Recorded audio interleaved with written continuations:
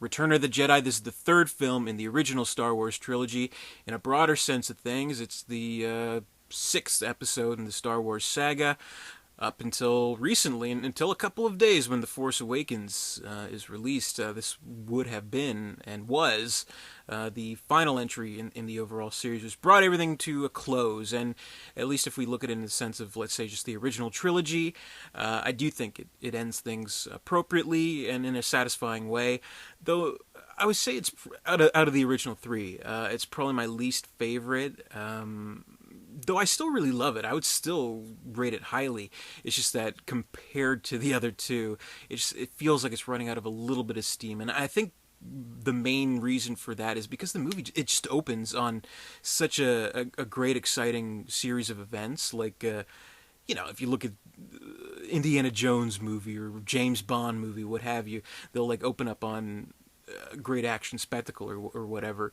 Here, it's almost like its own self-contained little serial adventure, which I know is like the whole point of Star Wars in the first place. But it's like, okay, so Han Solo, he's frozen in carbonite. He's with Jabba. He's in Jabba's palace. They got to rescue him. So Lando Calrissian, he's kind of doing some, ops work or whatever. Who knows? Like, this is another thing that I wonder about. Like, he's a guard in Jabba's palace. Like, did he just kind of show up, or did he like apply for a job? Whatever. The droids R2D2, C3PO, they're coming to visit, and they have a message from Luke. Luke has become a Jedi Knight, or claims to be at this point, but we in fact find out later that he can only be truly called a Jedi Knight until he confronts Vader and shows down with him for the last time. And we have Leia, who's dressed as a bounty hunter trying to save Han. So it's this whole thing is this huge, sequence where all these exciting things are happening. We have, Luke showing up and making his threats, but then being put down in that pit with that monster. I think it's called a bantha. No, Rancor. And he's fighting the Rancor, and it's a really great scene. He eats the pig monster thing, the pig guard. Then they go on the sail barge, and they battle there. I think that's one of the greatest sequences, and I love all the I pretty much love every Star Wars moment. But I really do love that scene on the sail barge where Luke has everything according to plan. The suspenseful music, like bum bum bum, and he kind of does a dive off the little walking board there. R2D2 shoots out his lightsaber, and zzz, whatever. Leia in the bikini, of course. You can't talk about this movie without mentioning Princess Leia in her gold bikini, because such a piece of costume has just become so infamous. Every little nerdy boy's fantasy. But whatever. Anyway, all the stuff goes down. Jabba the Hutt finally gets killed. Jabba the Hutt is a great creation, by the way. Big rubber beast. I mean, you just can't do that with CGI, as they proved in the special edition of the first movie, where it just doesn't look as good. I don't know what it is. Like, I kind of half expect to hear George Lucas kind of reveal in an interview someday that during the production of Return of the Jedi, I developed a rubber allergy. That's why I use CGI all the time. So maybe that's going to be something that'll happen. But anyway, Jabba's great, and he has a great death. Leia, she chokes him, and I think that's cool, because I like the fact that it's Leia that kills him. And the reason for that, because we have Leia and Han in their relationship, and there's always been this kind of hanging element of, especially in Empire Strikes Back, he's like, oh, well, I gotta go, I gotta get out of here. And, even when they're in Cloud City, there's that great scene where it's like, oh, finally we'll get the Millennium Falcon fixed, and we'll be out of here. And she's like, and you'll be out of here too, right? He's like, Then the scene just cuts, so we don't really know. But there's always been this hanging element of his past life and his past kind of debts. But here, it's Leia, Han's love, who she dispels that. She gets rid of that. So I think that's kind of, I don't know, symbolic or whatever. But they all get out of there alive, and it's all really triumphant, and the music plays, and the horrible dunes backdrop that looks like, painted cardboard. You can see that. You'd think they would fix that in special edition or whatever. Boba Fett dies, or maybe he doesn't die. He gets eaten by the Sarlacc. and then it burps, and that's kind of funny. And like for such like a badass character, he has such like a pitiful death, and like Han's still kind of uh, getting at hibernation. He has a hibernation blindness, and Chewbacca's kind of growling and just like, Boba Fett, Boba Fett, where? And then he kind of knocks this thing, and then he flies off and whatever. Anyway, it's a great sequence. Really exciting sequence, but then it just all kind of slows down in a way that it's not similar to the kind of other slow sequences of the movies, where like we kind of have these slow sequences one after the other, where we have the scene with Luke and Yoda, which I think is a good scene, and you know, Yoda once again kind of spouting out his wisdom, where this time it's about mortality itself and about death and how it's his time, and uh, of course what Luke has to do to gain his Jedi knighthood, and the fact that, you know, he's dying in the presence of hopefully this great hope is, you know, kind of fitting for a master such as Yoda, which I think it's a moving scene. It has some nice music too, and you know, just like Obi-Wan does, he disappears, and it's pretty nice. But then, you know, we get more of the stuff like Empire is creating a new Death Star. We get some of that talk, and we finally see the Emperor, and he's, you know, kind of laughing. He's like, ah, ha, ha, we'll get them this time, whatever. And the whole planning with that one lady, and Admiral Akbar is there, and all this stuff. And then they go into Endor, and there's an okay, well, it's pretty good. I mean, the speeder chase in the woods, but some of the effects are a little the green screen kind of stuff. But it's still good. I think it's still really exciting. But then, like, all the stuff with the Ewoks kind of goes on and on and on, and with the Ewok portion, that's kind of, I think, the moment where everyone was like, okay, George Lucas is trying to make toys, and that's kind of undeniable, but it's still good. And I think, you know, at least with, even with the lull in the movie, because then after that it does pick up, you know, once Luke finally gets onto the Death Star, and once the Rebel Alliance is moving in, and once Han and Leia and Chewie and C-3PO are going to the deflector shield to shut it down, and there's this whole, you know, all these things happening at the same time, I think then it just erupts into a great finale. But I think kind of this stuff with the Ewoks and kind of like being one with the Ewoks, and oh, C-3PO is a god, and look at him tell this story and use sound effects. Well, meanwhile, in like the first movie, which I think this is a part of, you know, a character development that kind of goes a little bit undervalued in the Star Wars series. Like in the first movie, when Luke first gains ownership of C-3PO, he's like, wow, you were with the Rebel Alliance? Can you tell me about it? He's like, oh, I don't know, I can't really tell stories. Meanwhile, in this movie, he's developed into a great storyteller, apparently, and enchanting all those little fucking Ewoks. But anyway, I think, you know, it bears some kind of importance, to the story, the fact that they're able to be, you know, considered among the Ewok, you know, comrades, because they do end up helping, of course, a little bit later. When otherwise, you know, they wouldn't have won that kind of land battle, basically, between all those Empire troops. And I think, you know, Lucas kind of said in an interview, well, this is supposed to represent the Vietnam War, where we have all these soldiers with all this advanced equipment, but they can't beat these, you know, unarmed sort of people, where, I don't know, just like not this big superpower, basically, and these just little guys were able to take down the big bad monster, basically. So you know, that was kind of maybe the first hints of possible racial insensitivity on Lucas's part. Maybe, I don't know, but it's not like he directed it. Richard Marquand did, obviously. Everyone knows that. I think at one point David Lynch was supposed to direct it, if I'm not mistaken. He ended up directing Dune, which I guess was fine for him. But I think it really picks up in the last part. And I love the scenes. I really do.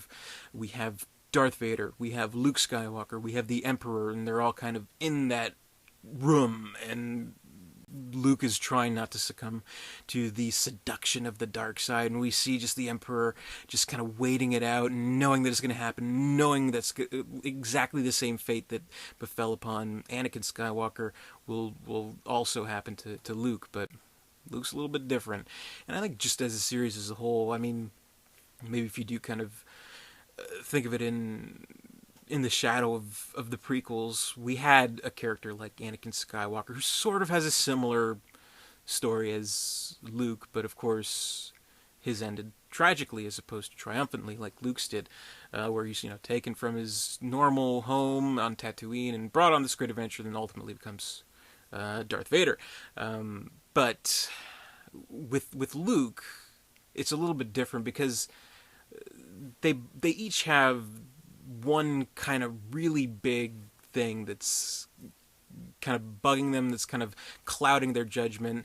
With Anakin Skywalker, it was being in love with Padme, and that was kind of clouding his judgment. He became weak by that. But here with Luke, it's more about, it is love, but it's love of friendship for Han Solo, for his sister, Princess Leia.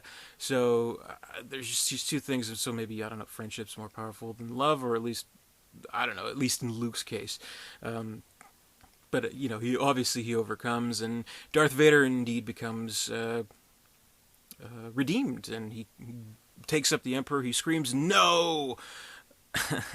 and throws him down the thing, and he dies. And then Lando Calrissian in the Millennium Falcon, he's flying through, and I love that scene too, like going into like the actual inside of the Death Star's like incomplete mechanics, and there's the whole kind of power source thing, and they shoot it down, and he gets out right in time. He's like, "Yahoo!" And I think that's great. And that one guy with the weird face, what was his name? Mace Windu? No, no, Bantha. That's his name. No, I don't know. Fuck, I can't remember his name. But anyway, whatever. Lando saves the day. Han and Leia and Chewie, they all save the day. Again, the Empire has just such stupid battle vehicles. Like, they have those walkers again, and meanwhile the Ewoks are just throwing rocks at them, and they win. Like, what the fuck? And I love that scene, by the way. I know some people think the Ewoks are kind of annoying, but I don't know. I find it amusing. Like, I just noticed, like, I was watching it again just last night, and there's this one shot of the movie where you see a stormtrooper literally just grabbing a fucking Ewok and throwing him. I think that's hilarious. So yeah, I mean, it all ends on a great note. This one has the worst special edition offenses, I would say. One, we have that musical sequence that's just so unbelievably out of place, though it is kind of catchy, I'll admit that. And they even like adding shots of like Boba Fett flirting with green alien girl or purple alien girl or whatever. That's just so out of place. We have, well, one thing that I think is pretty good is the Sarlacc. I think that's something that was kind of missing. I'd say, like, they have like a little thing with the beak going. I thought that's pretty good. Blinking Ewoks, not that big of a deal. Whatever. Adding in the no, just stupid. But the worst, the absolute worst of all the special edition changes is adding in Hayden Christensen, where Sebastian Shaw once was at the very end of the movie, when they're showing the Force ghosts of Anakin, Yoda, and Obi-Wan, and he's just so incredibly out of place. And you're like, just keep Sebastian Shaw there. Come on, I can accept all the other changes, even if reluctantly so, but that's the worst. We didn't need that kind of continuity, especially since we literally just saw Shaw in the previous scene. But one thing I'll say that I think is really good, when we look at kind of the continuity with the prequels, one thing that, unless you're a super duper canon extended universe fan, one thing that wouldn't have been apparent, like I think back to the Phantom Menace, the first episode, so to speak, where at the end of that film, Qui-Gon, Liam Neeson, great character, I thought. Honorable Jedi, blah, blah, blah, blah. He dies, spoilers. And they give him this Jedi funeral, where I guess the procedure of that funeral, the kind of custom there, is to put him in a sort of pit and light him on fire, which is what Luke does to Darth Vader. So I thought that was really nice. We brought this kind of redemption of father and son together, and finally he's honoring him with a Jedi funeral, which I thought was nice. And I don't even mind that they, at the very end, they kind of showed a larger scale of showing all the cities and panning through and all the celebrations. I thought maybe that was okay, except in one scene, if you listen carefully, you can hear Jar Jar. He's integrated into the original trilogy. You can hear ever so slightly, "We saw free" in the background when it's showing one of the cities. Seriously, I'm not kidding. So that's kind of but altogether, I think it's a great movie. It's not as good as the first two, but just by slightly, so I still would rate it a perfect rating. I would certainly give Return of the Jedi 4 stars out of 4. It's the defining final chapter of the original Star Wars trilogy, and it ends things in a satisfying way, and I still love it. I love it just like the other two, but there are some things that bug me just a little bit. But I think still, even when it's little tiny things, it's still Star Wars. It's still great storytelling, great visuals. I mean, here they just went all out with all the special effects that they had at the time, mostly puppetry effects and optical effects. I think the battle at the Death Star with the Rebel Alliance, with the Admiral Akbar to it's a trap. I think that's a fantastic scene. I don't know. I just think it stands as one of the examples of how great special effects can be with optical work. But I mean, needless to say, as CGI became available, filmmakers were taking advantage of that. But that makes this all the more kind of precious and impressive all these years later. So, Return of the Jedi, I think it's a great final chapter. I'm so happy, to see that final shot of the movie where they're almost like posing for like a family portrait of they're all smiling, good times, Emperor's fallen, Empire is done. Or is it? I guess we'll have to wait and see. The Force Awakens, December 18th. I'll see you there. So I will be reviewing more. I might review, I don't know. I haven't went back to watch them yet, but I think I might watch the prequels and talk about this a little bit too. Maybe, I'm not sure just yet. I kind of want to stick with the original trilogy since, it's 4 through 6, and the next one is 7. So we'll see soon. But until next time, if there is a next time, be sure to comment, rate, subscribe, all that good stuff. And until then, may the Force be with you, always.